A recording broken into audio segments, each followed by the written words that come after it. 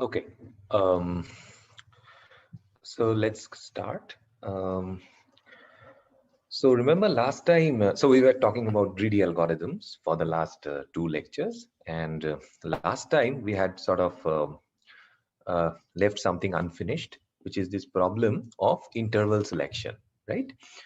So let's just quickly recall what the problem was. You have seen this problem enough times now, so you must not have forgotten. You have seen this in your quiz, and now we also discussed a bit last time. Yeah, so in its very abstract setting, basically you are given a bunch of intervals on any timeline, right? So you can also, if you want to think more mathematically, this is just some intervals or some closed intervals or open intervals, whatever you want, on the real number line. Okay, and of course now these intervals can have potential overlaps, and the idea is that you have to pick a bunch of intervals out of the given ones such that this subset that you are selecting does not have any overlap with each other. So every pair in this subset are kind of disjoint, and you have to maximize the size of such a set. Okay, that's your sort of objective function. Okay, great. And contrary to what we saw in the quiz, that if we have some profits also attached to each of these intervals, there in that setting we would actually require something like a dynamic program. But in case of this cardinality version of the problem, where you are just maximizing the number of intervals you are trying to pick, a greedy algorithm, at least we claim that it will work. Okay, so we did not show formally why it will work, which we are going to do today, but at least we saw this greedy algorithm. So let's just recall what the greedy algorithm was.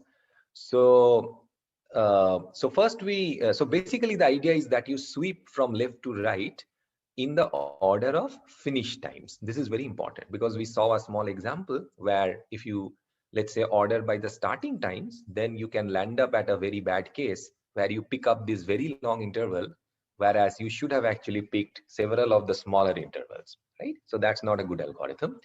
But if you sweep left to right by in order of finish times, then at least we claim that this is going to be good. Okay? So let's just quickly run this algorithm on this example and see what it does. Okay, so which is the first interval that it is going to even consider? Well, clearly among all the intervals that we are seeing here, B has the earliest finish time. Very good. And of course, the first one I will always pick because there is no conflict. What is the second one that I'm going to consider? I guess second one I'm going to consider is C, but clearly I cannot pick C because it's conflicting with B. Similarly, I cannot pick A because it's also conflicting with B. Okay, the next candidate is D. No, the next candidate is E. So can I pick E now? I can pick E, right? So although my drawing is a bit shoddy here, so it seems like B is sticking out, but yeah, just imagine that it actually stops exactly here. So I can actually pick E, okay? And so on and so forth. So I hope everyone understands the algorithm. So I'm not going to go over this detail anymore. Yeah, so the next one that is going to be picked is H because I cannot pick either D or F or G. So it will end up picking H. Okay. Now, what we are claiming is that 3 is really the optimal solution. Now, there is one subtle thing that I would like to point out at this point. I don't know if it happens in this example or not. See, there often could be more than one optimal solutions to your problem. Okay.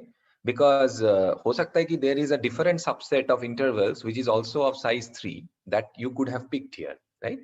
So we will not claim that our greedy algorithm can find all the possible optimal solutions. Okay, but what we will claim is that it will be as good as any optimal solution. Yeah, that's the only thing that we will claim. We cannot claim that it will find every optimal solution possible. Yeah. Okay, so please keep this in mind. This is a characteristic of most greedy algorithms. Unless you make some additional assumption about the input, right? You can never claim that greedy finds the optimal solution. You can only claim that greedy finds one optimal solution. Okay, great. Yeah, I hope everyone is clear. And then we saw this can be easily implemented in n log n time and all that.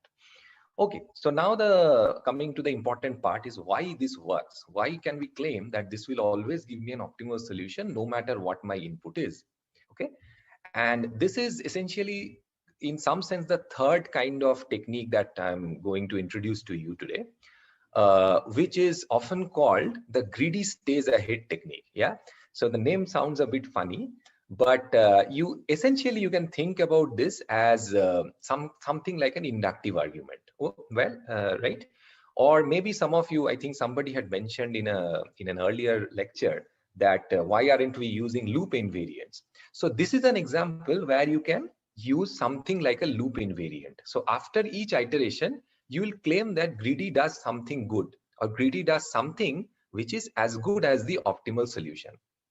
Okay, so that's the style of argument that you are going to use to prove this particular to prove the correctness of this algorithm. Yeah, so let's just recall what are the techniques that we have learned so far. So the first one we learned was exchange argument, where you look at the entire greedy solution and you look at the optimal solution, and then by taking the optimal solution, you basically try and mutate the optimal solution towards your greedy solution, and then you show that in the process you are only improving it, you are never making it worse. So that's sort of the exchange argument. So when after midstem we will be doing, so we will be going over proofs of Kruskal's algorithm, we will see that that's also, in some sense, that is also an exchange argument. Okay, um, the second thing that we did, I think, with the coloring problem was arguing about a structural property of an optimal solution. Yeah. So remember we said that, you have this optimal solution and there is this notion of the depth of an optimal solution, depth of an arrangement. And your optimal solution cannot be better than the depth of this arrangement. And on the other hand, you proved that your algorithm will never use a color which is more than the depth of this arrangement. Yeah. So that is a second style of proving. And here is, in some sense, a third style where we will essentially go over each iteration and we will prove a certain property about each iteration. Okay. So that's the overall idea. So what is the property that I'm going to prove? So first of all, let's just fix some notations. So suppose again, this sigma denotes our greedy solution. Yeah, and remember, these are all sorted by their finish times. So J1 has a finish time that is strictly less than J2 and so on and so forth. Yeah. And now let us consider some optimal solution. Okay. And I also arrange the jobs in the optimal solution in this order, that is increasing finishing times or non-decreasing finishing times. Remember, I don't know what the optimal algorithm is. In fact, sigma star, I'm not even talking about any algorithm. This is just any solution. This is just one optimal solution. But then it's a set of jobs. They have their start and finish times. So I'm just reviewing them in the order of their finish times. Okay. सबको clear हो गया what is sigma and sigma star? And now here is the claim that I want to make, that for any L that is at least 1, I claim that the finish time of job JL, Kevin, sigma star is the optimal. Sigma star is optimal. Yeah, whenever I use star, that's the optimal solution. Okay. Yeah. So what we claim here is that for any L which is at least 1, the finish time of the job JL, which means the Lth job in the greedy solution, uska finish time cannot be more than the finish time of the Lth job in the optimal schedule, arranged in this order of non-decreasing finish times. Okay, this is the claim that I'm trying to make. Okay, so if I just look at this example, I want to say that the finish time of J1 is only less than or equal to the finish time of J prime 1. The finish time of J2 is only less than or equal to the finish time of J2 prime, and so on and so forth. This I want to claim for every L that is at least 1. Okay. So why do you think this is true? Or what technique should I use in order to prove? So if I ask you to prove this property, how will you go about it?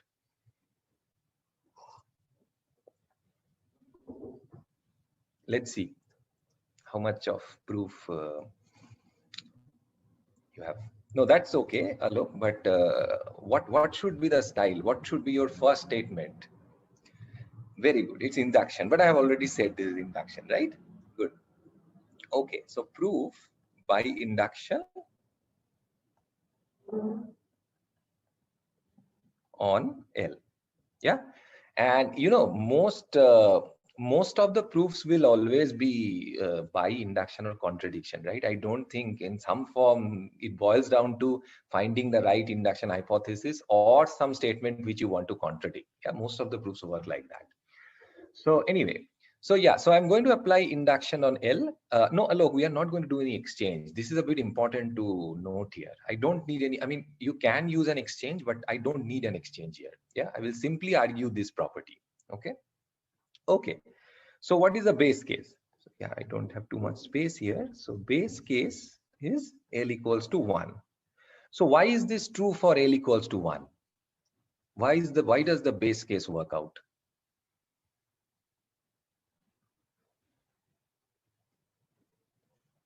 So why can I say that the finish time of J1? Very good, right?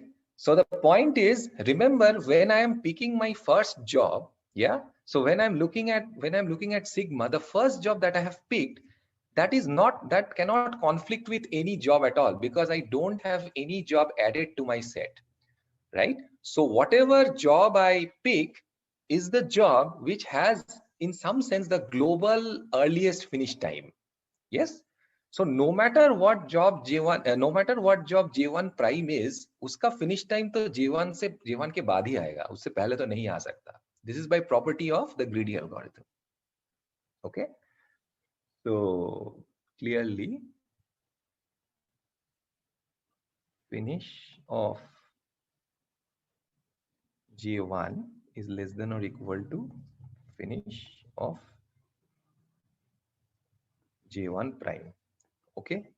This is by greedy. This is by the property of greedy algorithm. Okay. Okay. So now this is clear to everyone, right? So now again, as usual, let's do our usual thing, right? Let's assume an induction hypothesis. So induction hypothesis is true for 1, 2, up to k. Okay. And now let's do the induction step. So how should we prove the induction step is the question. Okay. And now, this is the beauty of algorithm. This is the beauty of proof using induction and stuff like that. You just need to write whatever you know, and then the proof will just fall out of this. Yeah, you don't really need to think too much about what's going on. Sometimes, of course, you do. I'm not claiming that all the time this is possible, but in this case, if you just write down the numbers, it will just pop up that okay, yeah, I mean this has to be true. Okay, good. So. So here is the thing. So what can I say about the finish time? So finish of JK, right? This is at most the finish of J prime K, right? Why is that true?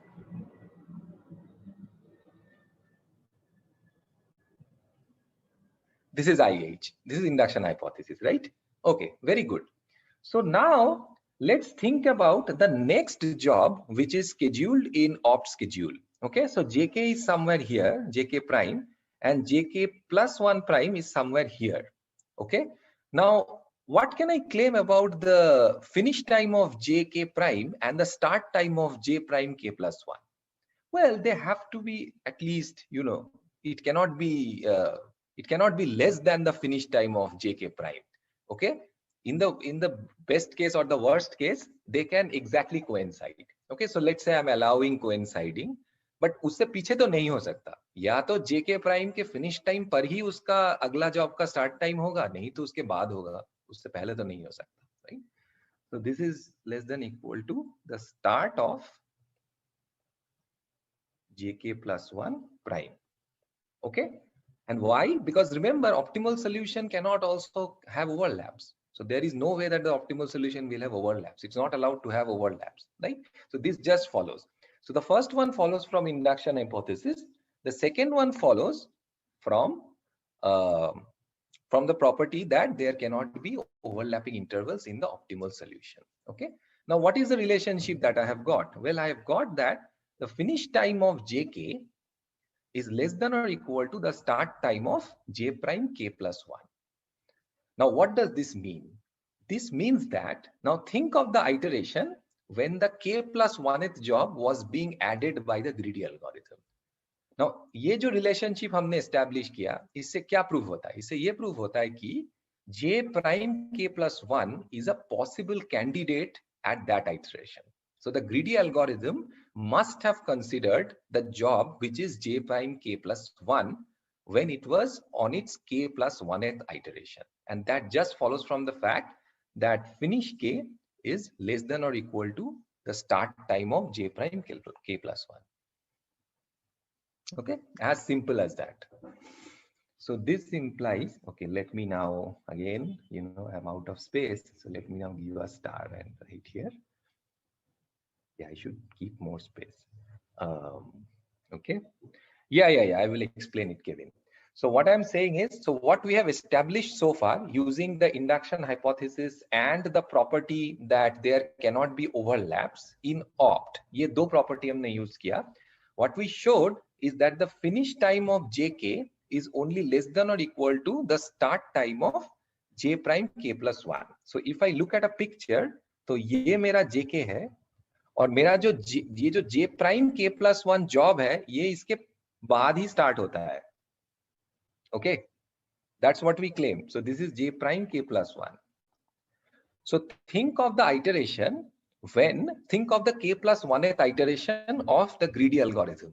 So far, how does the greedy algorithm look like? Well, it has only added jobs which have finish times either, finish times either here or earlier.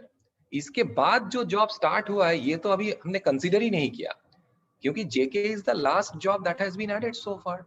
Okay. So when the greedy algorithm is at its k plus 1th iteration, this job, which is j prime k plus 1, must have been considered. Okay. But remember, by our greedy choice, I am only adding a job which has a finish time that is only earlier than j prime k plus 1, or maybe, exactly the same, not bigger than that, because this is a possible candidate. Okay. That is the proof. So this implies that finish of jk plus 1 is less than or equal to the finish of j prime k plus 1. And that's the proof. That is what you wanted, right? Okay. Questions? Yeah, just try to digest this and feel free to ask me. So can we say that jk plus 1 is a shorter line, or at most as long? Yes. No, Soham, I think it's kind of clear, right? It cannot be longer because it can, equal ho sakta hai, right? So equal or less, because it will start only after the finish time of jk and it has to end, on j prime k plus 1 का finish time or earlier. उससे बाद तो end नहीं हो सकता. No, Rishit, we compare the length in the following way. So what they're asking is, can the length of the job jk plus 1 be longer than jk plus 1? Now think about, where does jk plus 1 start? Well, jk plus 1 has to start either at the finish time of jk or later. उससे पहले तो start नहीं हो सकता. But just now we have claimed that uska finish time is only earlier than j prime k plus 1. तो उसका मतलब उसका जितना भी लेंथ है वो एटमोस्ट इतना ही हो सकता है. क्या हो रहा है? हाँ, वो एटमोस्ट इतना ही हो सकता है, राइट? इससे ज्यादा नहीं हो सकता. ये इतना इंटरवल ही स्पैन कर सकता है, the k plus 1th job in greedy. उससे ज्यादा वो स्पैन नहीं कर सकता.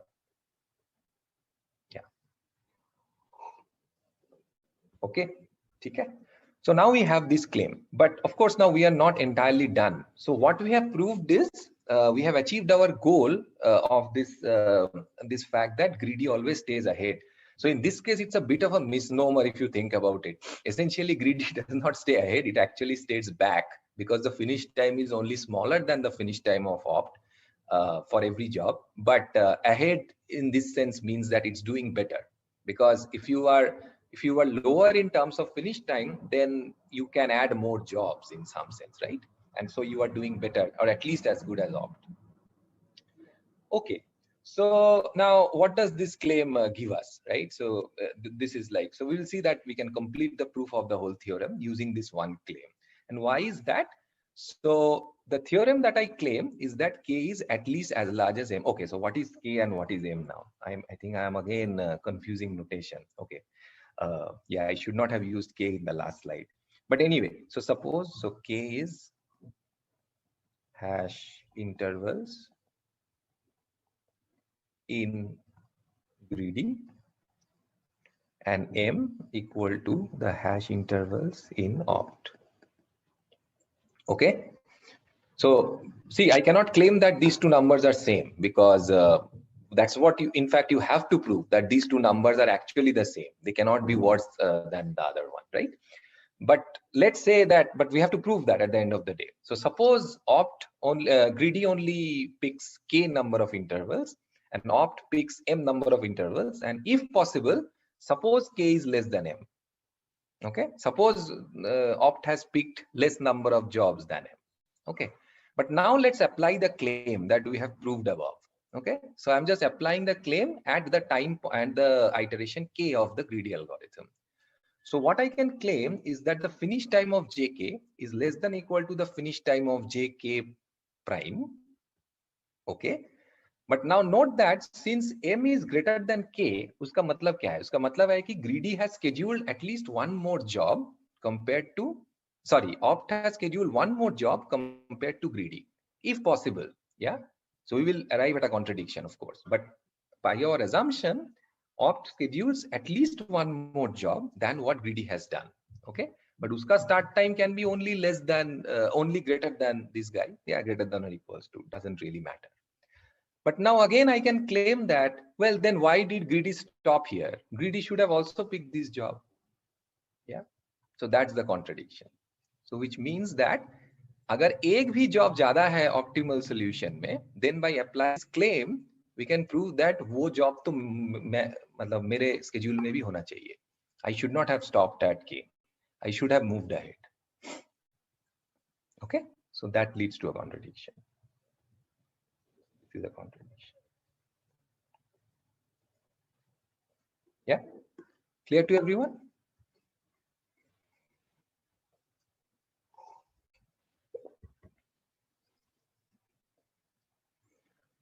No, Utkrisht, K is greedy, right? So I want to say that greedy is at least as good as opt. Yeah. Okay. Questions before we move on to the next problem?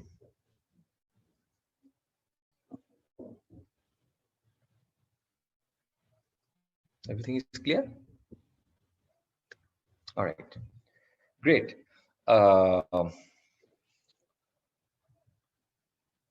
Okay. So what we will talk about today for the rest of the lecture, I don't know how much I can, yeah, I think I can cover the whole thing. So we'll be talking about a very different flavor of a problem than what we have been doing so far. So far it has all been about intervals and jobs and stuff. So today we'll be talking about matching problems. Okay. And although this, I mean, this sometimes people categorize the algorithm that we are going to talk about. They categorize it in as a greedy algorithm, although it's greedy, somewhat greedy, but not as greedy as some of the things which we have seen so far, in the following sense that the algorithm that we are going to see here, you'll see that it will often undo some of the decisions that it has taken in the past. Okay, which is typically not a feature of greedy algorithms. Yeah, so far jo bhi humne dekha hai, once I have picked an interval or once I've assigned a color to an interval, I don't go back and say that, oh, I'm now going to change this color, or I'm going to drop one interval and pick another interval. Aisa nahi hota hai typically in a greedy algorithm. But then again, greedy is just a name. We will see here, we will do some changes, but by and large, you can think about this as a greedy algorithm. So in some books, this has been categorized as a greedy algorithm, but doesn't matter. The whole point is, I find it really interesting, and I think, yeah, all of us should know about the stable matchings. Yeah. Okay, so what is the stable matching problem? So just curious, who knows here about the stable matching problem, or at least have heard about the name stable matching? Yeah, this is just a survey, doesn't affect the lecture too much. Anybody knows the stable matching problem? Okay, great. So at least one person have seen this before, but good. Perfect. Okay, so what is the stable matching problem? Uh, so typically, this problem is described as marriage between men and women, but typically I want to avoid, because they can often become controversial, because you will see that there are notions of some woman dumping her partner and all that. So I don't want to go into all that things. So which is why I selected a much more innocent version of the problem, which is matching wizards to wands. Okay, so those of you who are not familiar with the world of Harry Potter, please bear with me. It doesn't matter too much. Okay, I will explain what I mean by matching wizards to wands. But yeah, that's the viewpoint that I'm going to adopt. Okay, so what is the problem? So I have 4 wizards. Yeah, so Ginny, Harry, Hermione, and Ron. They are 4 characters from Harry Potter. They are all wizards, as we know. And every wizard needs a wand, because without your wand, you cannot cast your spells, right? So now different types of wands are available. So suppose you have 4 wizards and 4 wands at your disposal. And as you have guessed now, because the name of the problem is matching, your final goal would be to make sure that every wizard has a wand. Okay, that's your final goal. But now, of course, there would be conditions and there would be restrictions. You cannot just assign arbitrarily. I mean, you can assign arbitrarily, but how do you now judge whether what the decision what you're making, whether it's correct or not? Yeah. And you can imagine that, well, how can you compare this with the setting of a marriage where both the parties have a choice, right? Men and women typically. Yeah, if I consider a heterosexual marriage, then both the men and the women, they have they have some choices, right? So in this case, it turns out that at least according to J.K. Rowling, wands also have choices. So they also have a willpower of their own. So they also choose their wizard. So it's not that only the wizard will choose the wand, but the wand will also choose the wizard. Yeah. So which is why this problem completely makes sense to me, at least. Okay. So now what is the setting? So what is the formal setting? The formal setting is the following, that you have n wizards and n wands, and now each wizard give a list of the wands in order of their preference. Okay, so suppose the first table that I'm showing, that actually denotes this preference list. So for example, if I think of Harry, then he has a preference list of the wands. Okay, so he prefers HP more than VD, VD more than WU, WU more than YU.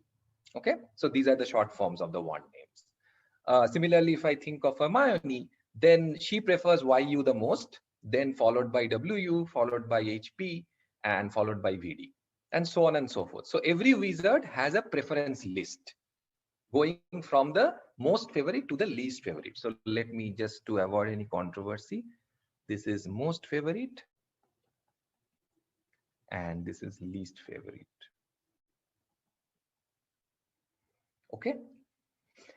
Now, on the other hand, as we said that,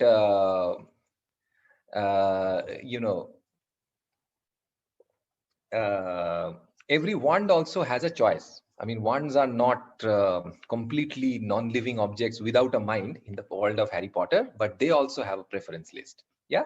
So every wand has a preference list.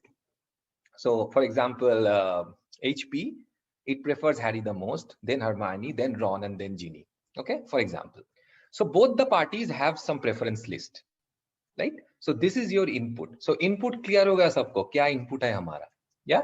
And yeah, as somebody pointed out, You can imagine this to be several setting mein ye ho sakta hai. When some company is trying to hire people for their jobs, or some institute is trying to admit students, right? And so on and so forth. But there is a subtle point there, okay? So can somebody point out, let's just discuss this a bit.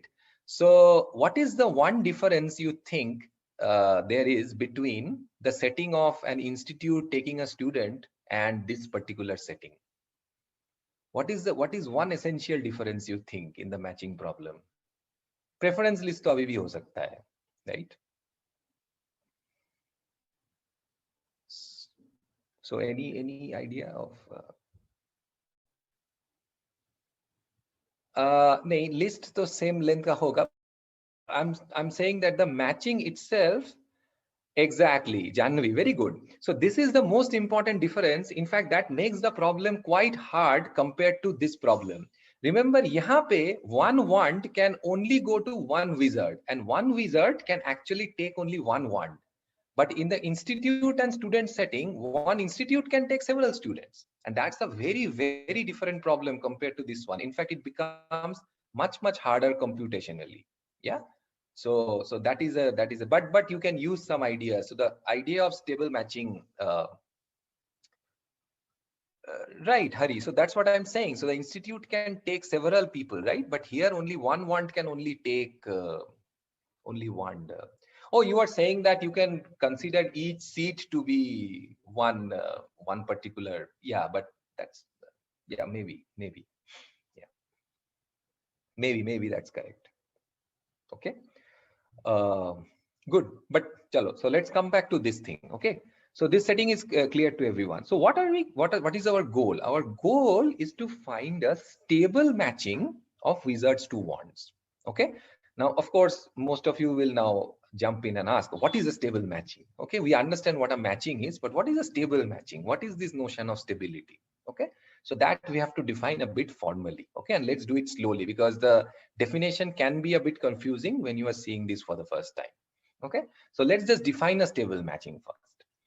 Okay, so before defining a stable matching, what I define first is a perfect matching. Okay, and a perfect matching is exactly what we have been saying so far. So it's a matching where every wizard gets exactly one wand, and one wand goes to exactly one wizard. Okay, so it can't be the case that you are matching one wand to two different wizards, or you are matching two wands to one particular wizard. This is not allowed. So this is what we call a perfect matching, and we will come back to the notion of perfect matching when we study network flows and general matchings in graphs and stuff like that. But for now, you can even forget about graphs. There is no graph here. There is just this. I mean, okay, this is a bipartite graph, but you can think of there are these two sets of things, and you are just trying to match one to the other. Okay. Okay, now let's come to the notion of the stable matching, of a stable matching. What is a stable matching? So stable matching ke liye, first we have to define what we mean by an unstable pair. Okay.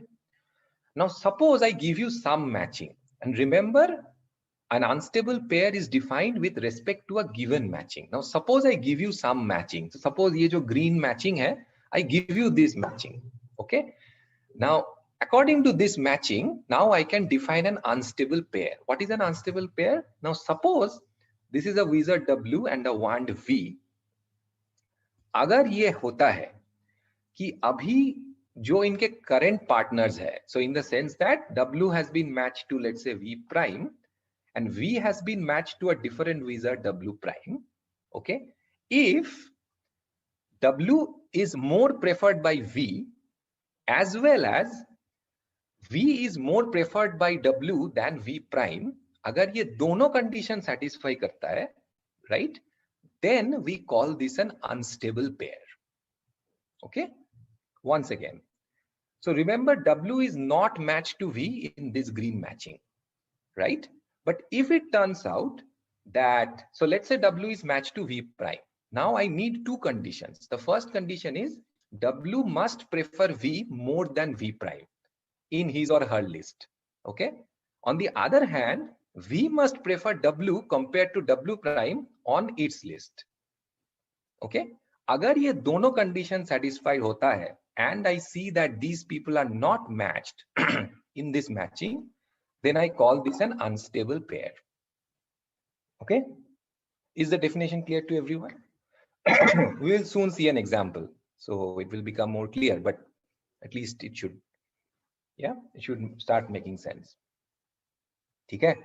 So basically ऐसे सोचो कि दोनों लोग हैं जो अपने current दोनों लोग नहीं, so there's a wizard and a wand, and both of them wants each other more than their current partners. Excellent. So the question now that Basam is asking is, how do we know that such a matching will actually exist? Why do you even claim that a stable matching will always exist? Okay.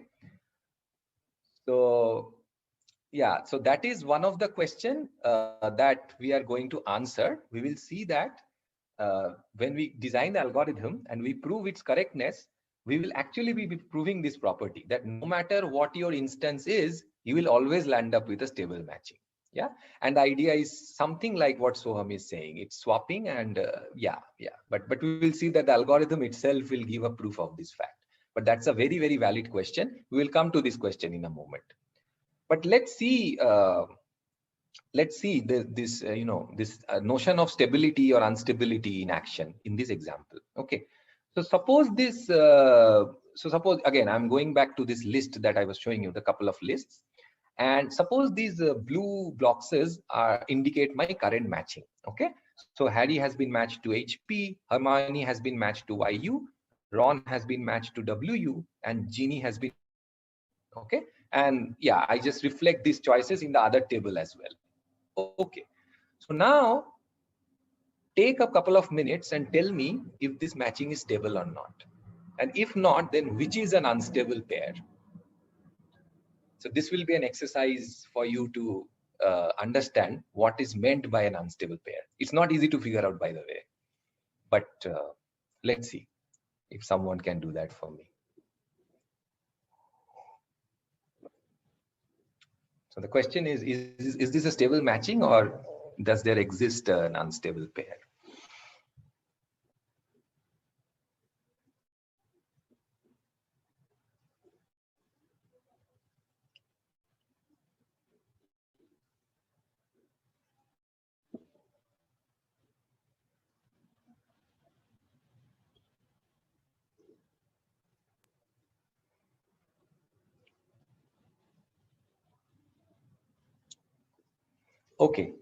Okay, great. Yeah, so this is right. Okay, so the answer is this is not a stable matching. In fact, GYU forms an unstable pair. Okay, and I know some of you are saying GVD, and this is exactly the confusion that I wanted to address. Okay, so remember, GVD is not an unstable pair, right? Because GVD has been matched to each other. But remember, when we define instability, that is with respect to two people who have not been matched. That's exactly the definition. Okay, दोनों लोग ये दोनों match नहीं है current matching में, but they prefer each other compared to their current matches. That is an unstable pair.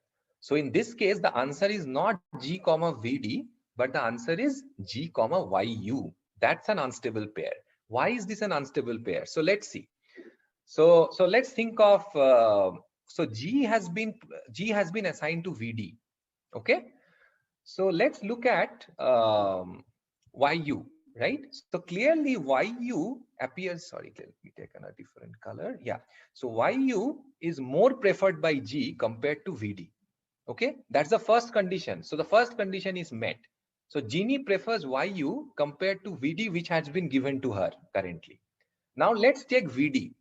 Let's check YU itself. Okay, so YU has been assigned to Hermione. Okay, but as we can see from this table that YU actually prefers Ginny more than Hermione. So that's an example. That's a source of instability. That currently G and YU has been assigned to different partners, but they prefer each other. So this is exactly what an unstable pair is. Okay. Everyone clear about this? So this is not a stable matching. This is an unstable matching. So G comma YU happens to be an unstable pair. Okay. And yeah, any questions? Good. And so yeah, I can. So this is just to show that you can rectify this. I hope this is a stable matching if I have not done any mistake. But you can sort of yeah, you can figure it out. Yeah, Soham. Yeah, see, that is why we will write an algorithm which will do this efficiently. Okay. So Soham is asking, how do you find this efficiently? Yeah, there is, I think, even with 4, I needed like half an hour to figure out an unstable pair. So yeah, if it becomes 5 or 6, I think trial and error is terrible. So that does not work. But fortunately, we will see that there is an algorithm to do this. Okay. Great. But is the notion of stability clear to everyone now? Great. And yeah, this happens to be a stable matching, but just figure it out. Maybe I might have done some mistake, but I think it's correct. Okay, good. So now we come to the question that Bassam was asking, that yeah, how do you know that a stable matching will always exist? Well, it does in our setting, as we will see. But before going into the algorithm, let me try and convince you that this is not at all obvious. Yeah, this is not obvious that a stable matching will always exist. In fact, if I change the setting of the problem slightly, then there can be cases where no stable matching exists. So let me talk about that slightly different setting, and then I will come back to solving our problem. Okay. So here is a setting. So suppose we are solving something known as the stable roommate problem. So the setting now is a bit different. So abhi kya hai? Abhi I don't have these two sets of things. So for now, remember I had a set of wizard and I had a set of wands, both any number. But now let's say I have just n people and they have gone to, some summer camp or something like that. And now we need to assign roommates. So suppose n is an even number. Okay, so suppose n is even. Otherwise, thoda sa gadbad ho jayega. Suppose this is even. Yeah. So now we do a very similar thing. We ask each of the n people to submit a list of to submit a preference list of the n-1 other people in the group. Yes. So this is an example. So suppose there are these 4 people, Adam, Bob, Chris, and Derek, and they just submit their own preferences. Okay. So each row is like a preference order of people. And now you can ask the same question, that suppose now you assign, so what is a stable roommate allocation? Well, you match them into pairs, you form pairs out of them. And then you ask the same question, that can there exist a matching such that there is no pair such that they prefer each other more than the current partner to whom they have been assigned. Okay, exactly. So it turns out, so again, I'm not going to show you exactly why, but you can try out. So there could be only how many, how many matchings can be there? There are not too many matchings that you can, how many perfect matchings can be there? Only a small number, 3 or 4, right? So you should try and check out that for each of those cases, you will find at least one unstable pair. So koi bhi perfect matching aap le lo yahan pe, it will not be a stable matching. Okay. So no stable matching in this case. No stable matching. Okay. And as some of you have pointed out, if you want to go deeper into the theory of why this is the case, yeah, indeed, it has to do with cycles and stuff, right? It will become cyclic. So you will see that because everyone is ordering everybody else, in some sense, a cycle happens and you cannot satisfy every pair. Yeah, so that's roughly the idea, but you should figure out this example. Yeah, these are the things that you should just work out in 5-10 minutes so that things becomes absolutely clear. Okay, so yeah, the moral of the story is that a stable matching does not always exist in every possible setting, but it turns out that we are lucky. So this one selection problem, or the so-called stable marriage problem that we are trying to solve, in that case, it turns out that a stable matching always exists. Yeah, so Basam is asking what condition. The condition is just that, you have these 2 sets of people and one set is only ordering the other set. they are not ordering themselves. Yeah, so in this case it will always exist. So you have two sets of people, n and n, and yeah. Okay, okay. So now let's talk about the algorithm first. The algorithm itself is a bit non-trivial, and this was given by Gale and Shapley back in '62. They are both economists. So this problem actually came out of economic and social choice theory. So you can think of stable marriage or allocating goods to people and stuff like that. Um, so they indeed went on to win Nobel Prize and all that. But yeah, it's very interesting to note that this algorithm was actually proposed by economists. So as I have repeatedly said, that this field of algorithm is rich enough, it goes beyond computer science. And yeah, okay. Right, so what is the algorithm now? So I start with, of course, everything unmatched. So every wizard and every wand is unmatched to begin with, okay? And now I run a while loop. So basically I keep repeating the following procedure till what point? Well, till a point when there is some wizard which has not tried every possible wand. Okay. So as long as there is one wizard who has not tried every possible wand, at least every possible wand once, we keep doing some procedure. Okay, we will see what procedure we are doing, but at least you can think of this while loop running till every wizard has tried out every wand on his or her list. Yeah, and of course every wand appears on everyone's list. So yeah, that's the idea. Okay, so now suppose there exists such a wizard. So there is a wizard जिसने अभी सारे wands try नहीं किया है. Okay, so suppose W is such a wizard and V is the topmost wand in the list of W that W has not tried so far. Okay, so how does it look like? So suppose this is suppose this is W's list. Okay, so yeah, the wands are arranged like V1, V2. So this is his or her preference list, V4, V5, right? So first it will probably propose to V1, then it will propose to V2, then it will propose to V3, and so on and so forth. Okay, so suppose so if somebody is free, so free means he or she does not have a wand, then he or she is allowed to try the wand which is topmost among those which he or she has not tried so far. So if he or she has tried V1 and V2, then he or she is not allowed to try V1 and V2 again. Yeah, but he or she is allowed to try V3, V4, V, and so on and so forth. Yeah, but he or she will try the topmost one in the list of untried wands for according to his according to him or her. Okay, so Suhamas, what does try means? Yeah, try just means that this is the idea. So as I said, like you will try a wand and the wand either rejects you or selects you. So that's a trial. Yeah, so that's how it goes in the world of wizardry. Yeah. Okay. Good. So now what is the algorithm? So let's say the wizard V is trying, let's say the wizard W is trying wand V. Okay. Now we have to decide whether this wand V goes to the wizard W or not. Now there could be three conditions. Okay. So a condition hai ki the wand V is currently completely free. It's not being held by any wizard currently. Okay.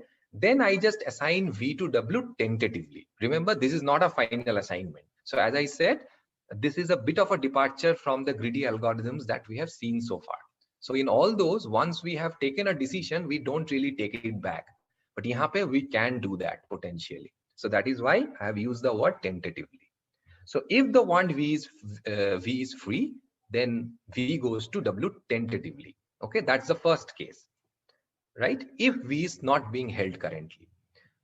Now, if wand V prefers W more than its current holder, so ho sakta hai abhi V has been matched to some wizard which is W prime.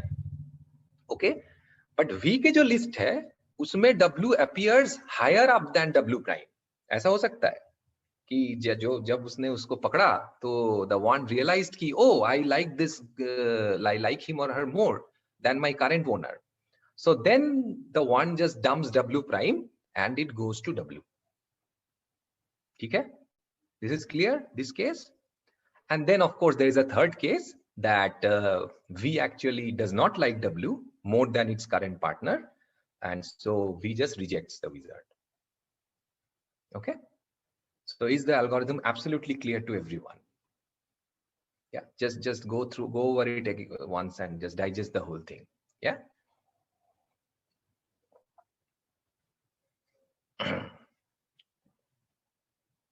ठीक है?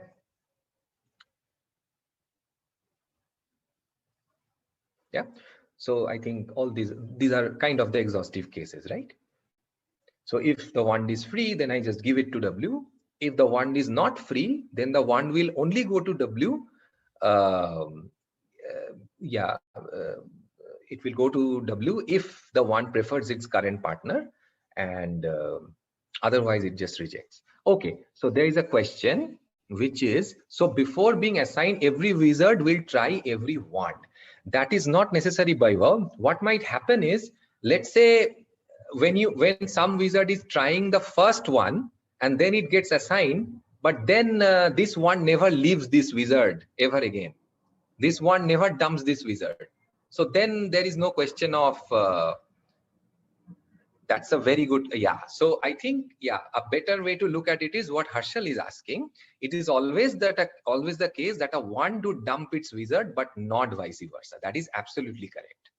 Okay, so a wand might leave a wizard, but a wizard will never leave its wand, because remember, once it's assigned, a wizard has no incentive of trying out any other wand unless the wand leaves the wizard. Okay, only then it's going to try out other wands which are lower down in its list, in his or her list. That is absolutely correct. That's a very good question. So which one is more important? So Alok, the point is that right now what we are focusing to do is just to find a stable matching. Now what you are asking is a very interesting question. You are asking that somehow are we prioritizing the choice of the wizards over the wands?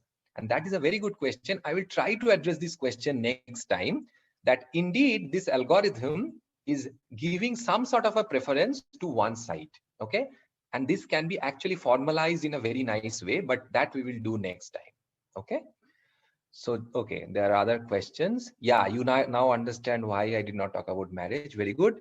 Okay, when wand leaves wizard, we can cue the wizard again, right? Yes, exactly. So when a wand leaves an wizard, you can just consider this wizard to be free. Okay, but next time the wizard is only allowed to try wands that are lower in its list, lower on his or her list. He or she is not allowed to try wands which he or she have already tried. वो allowed नहीं है. आप दो बार किसी को try नहीं कर सकते. एक बार ट्राई कर लिया, रिजेक्ट हो गया तो बस खत्म, अभी आगे बढ़ो. ठीक है.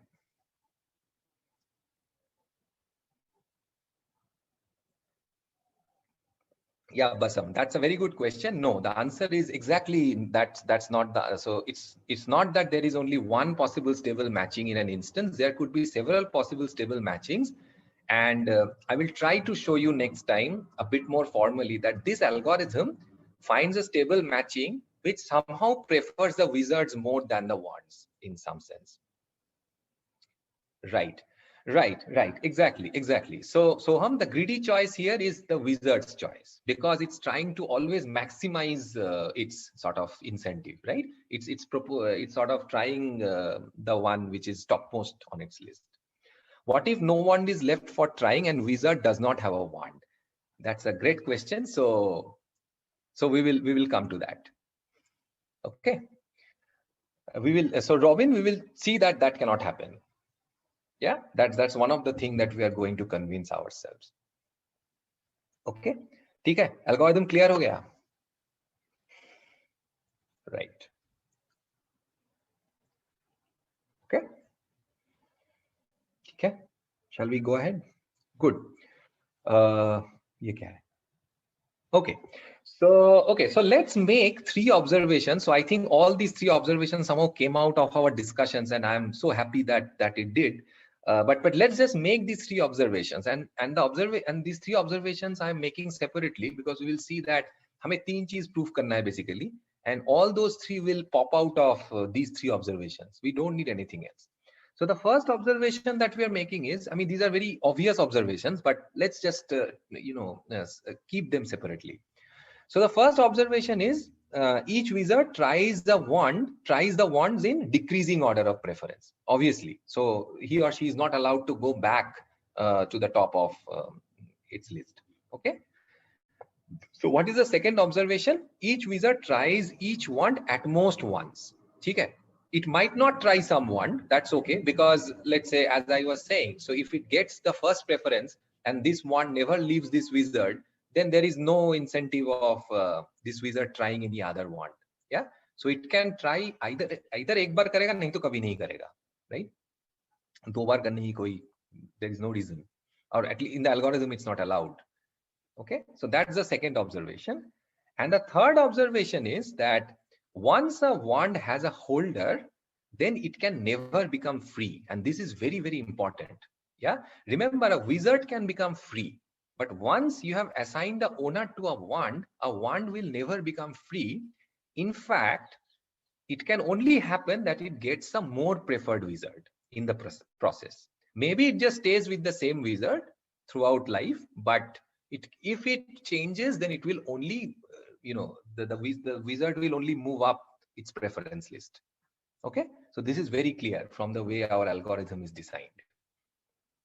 Okay, so are these 3 observations absolutely clear to everyone?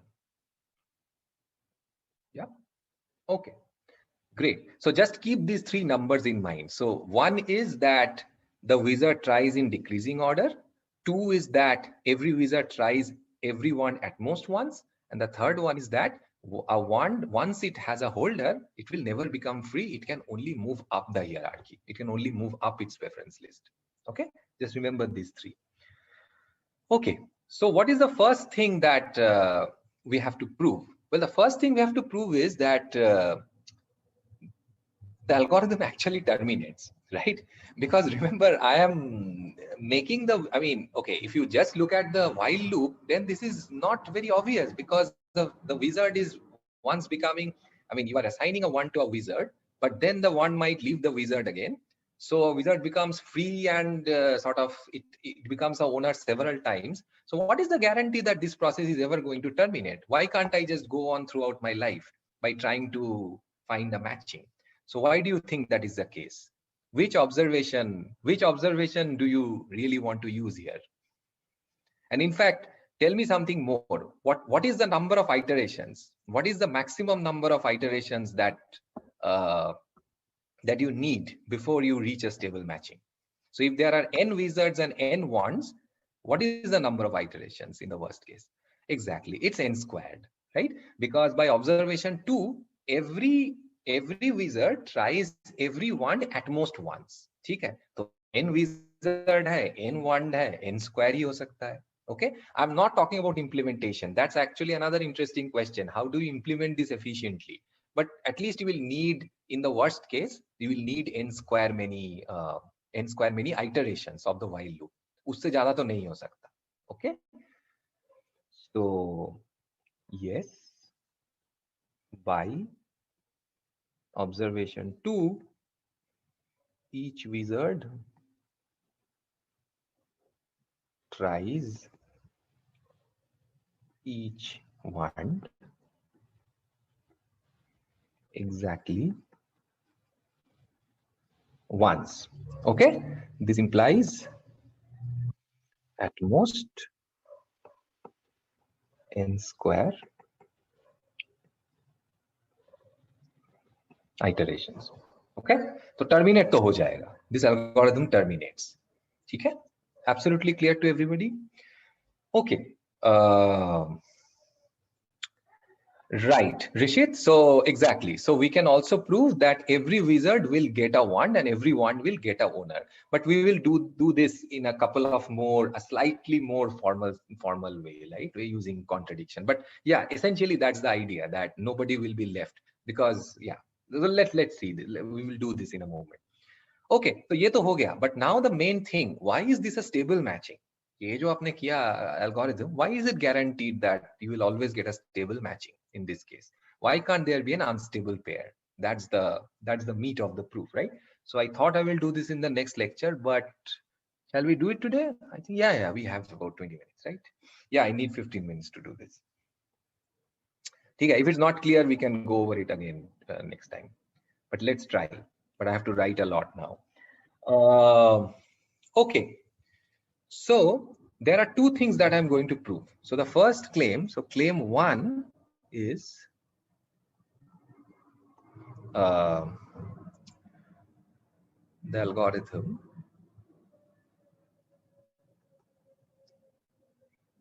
terminates with a perfect matching.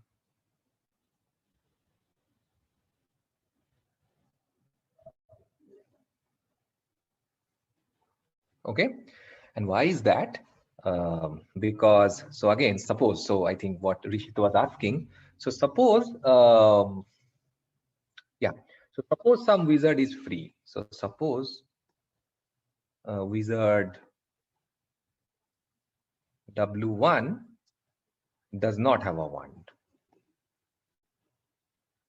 Have a wand. Okay. Now, remember, there are n wands and n wizards. So if some wizard does not have a wand, this clearly implies, and remember, everybody has exactly one wand, right? And everyone goes to one wizard. So this clearly means that there exists wand, let's say V1, without owner.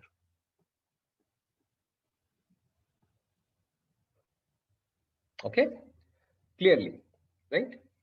But this implies that by observation 3, V1 was never tried. Yes, because remember, if V1 was tried, then it cannot be the case that it's free. Because if it's tried, then either तुमने उसको दे दिया, and it can only move up higher it can only move up its preference list. And but if it's free, इसका मतलब है कि V1 was never tried at all. But this is clearly a contradiction. You have a wizard W1 which is not matched, and you have a wand V1 that has been never tried out.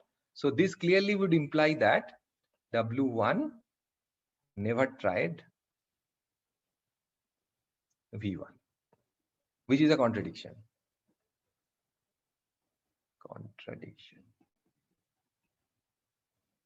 Okay? So this cannot happen. Yeah, this is just a slightly more formal way of writing a very obvious thing. Okay, but it's good to sometimes write things out. Okay, clear to everyone? Great. So now the final claim, right? Stability. So claim stability.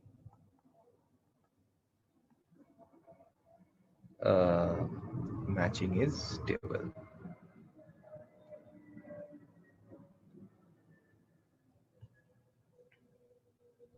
Okay, so why is the matching stable is the question. Now this we will prove again using contradiction and using two cases. Okay, so proof. So suppose not, right? So that means there exists WV which is unstable. Okay, ठीक है? So I am assuming that this is not a stable matching. उसका मतलब है कि there is some pair WV of a wizard W and a wand V that is unstable, right? Now there could be two cases, and we will prove a contradiction in both the cases. Yeah. So case 1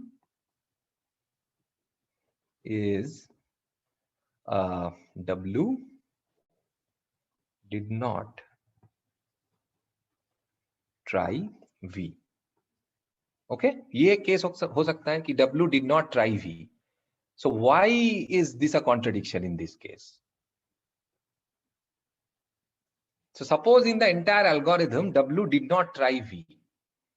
Okay, then what is the contradiction now?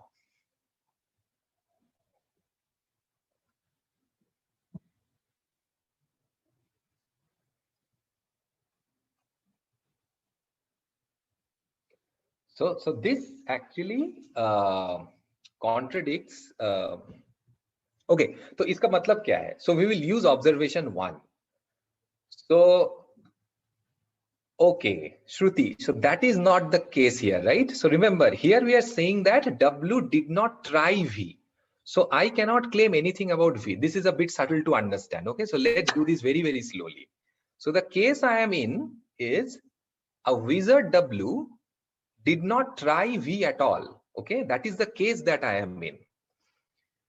Exactly. So this means that W जिसके साथ matched है, वो कहां पर है? वो V से ऊपर ही है उनके preference list में.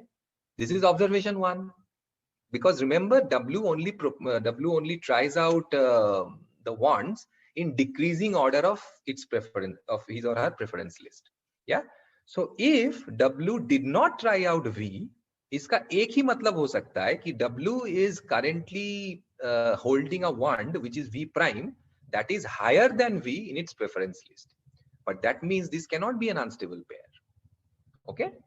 So this implies that W prefers his or her current wand V prime more than V. Okay, right? Current मतलब जो हमारा matching में है, right? But this implies clearly that WV is stable. Okay, which is a contradiction. So you started with the assumption that WV is unstable, but now you have proved that WV is stable. Yeah, so they are not unstable. So that's a contradiction. Abhi case 2 is also very similar. That's from the viewpoint of the wand. So case 2 is what? Case 2 is W tried V. Okay. So W tried V, but since I am assuming that W and V is unstable in the final matching, uska matlab hai ki W was not assigned to V or V was not assigned to W. Okay. Right. Now, again, this, what does this mean? Exactly. So this means that दो चीज हो सकता है. This implies that V rejected W. Okay. दो case हो सकता है, ठीक है. These are the two last cases of our if else loop. एक तो right away reject किया होगा, जो wand है V, वो right away wizard W को reject किया होगा, और नहीं तो वो बाद में reject कर दिया क्योंकि someone else which is better than W according to V actually tried out V. Okay. So either straight away or later. Okay, but जो भी है, this implies that V prefers current owner more than W. Okay, so just to be very formal, which observation are we using here? Which of the three observations are we using? We are using observation 3. Yeah, because remember, एक चीज हो सकता है कि when we rejected W, we might have found even another owner after that. But by observation 3, it can only go up its preference list. Okay, this is a bit subtle to understand. So in the iteration in which we had rejected W, इसका मतलब ये नहीं कि V उसी के साथ रह गया जिंदगी भर. हो सकता है कि it changed owner later on, but it can only go up. So it will prefer that it has preferred that wizard even more than its current owner. which is already more than W. Okay, but the bottom line is that this cannot be an unstable pair. Okay, so this is observation 3. So this implies W is stable. That is the proof. QED. Okay, right? So we have not only proved that in such a setting, a stable matching exists, but in fact, we have proved that there is a reasonably efficient algorithm to find a stable matching. Okay. It turns out that, you know, when economists, they prove such things, they are not really always bothered about the efficient computation. But, you know, this is, I mean, for me, this is the beauty of algorithms. It often helps you to prove stuff even. So this actually is a proof of the fact that a stable matching always exists. Even if you forget about the algorithmic aspect, it's a process, it's a constructive proof, or in some sense, you are actually constructing, you know, a proof that, yeah, this matching will be stable always. Right. So complexity. So Gaurav, that's a very good question. Yeah, Alok, I will do that. So Gaurav, the first thing to understand is I did not claim that the complexity is n square. All I'm claiming is that the number of iterations is n square. And the reason is that, remember, if I go to the algorithm, then every wizard, it tries out every it tries out every one exactly once. Okay, so yeah, algorithm, if you visualize the algorithm, then a wizard will first try the first preferred one, then it will try the next preferred one, then it will try the next preferred one, and so on and so forth. This algorithm never allows a wizard to try a wand which it has already tried previously. So this means that a wizard will only try n wands, okay, at most. So there are n wizards, each one tries n once in the worst case. So how many iterations can you have? You can have only n square many iterations. Although, you know, more things are happening here, right? Wizard is becoming free, it's becoming...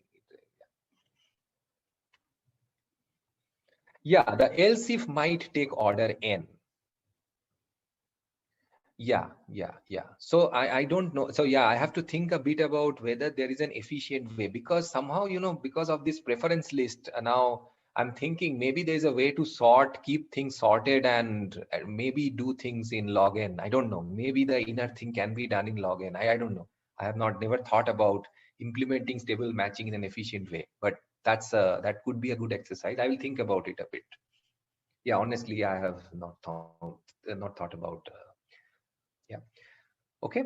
So, okay, Alok, you wanted me to go over the last page, right? The stability proof, Alok?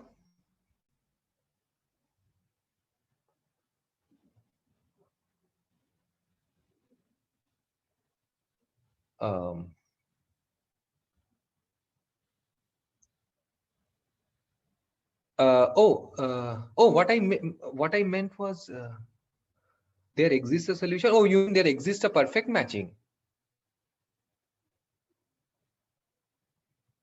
Ah, okay. So the reason there exists a perfect matching. So suppose that, okay, so what does it mean that a perfect matching does not exist? Because there are n things on both sides. So yeah, actually, maybe a better way to prove this is, so let's not say that, yeah, it's fine, right? So suppose some wizard W1 does not have a wand. So if there is no perfect matching, then it means that there is a wizard left without a wand, right? Yeah. But because the number of wands and wizard is the same, the total number of wands and wizards is the same, and each one can be matched to exactly one on both the sides. So that means that there has to be a wand which is without owner currently. Okay. So if there is a wizard that is free, then there has to be a wand that is also free. Okay. Now, if a wand is free, then we make a stronger claim. We claim that then this wand V1 was never tried in the algorithm at all. Okay, this is a stronger claim. So it can only be free if it was never tried. Otherwise, ये नहीं हो सकता कि ये free हो गया. Why? Because remember, once a wand has a owner, it never becomes free. So owner नहीं है मतलब है कि it was never tried. But that means that W1 never tried V1, which is a contradiction. Then your algorithm would not have stopped, right? So it should, I mean, W1 should try V1 before the algorithm terminates.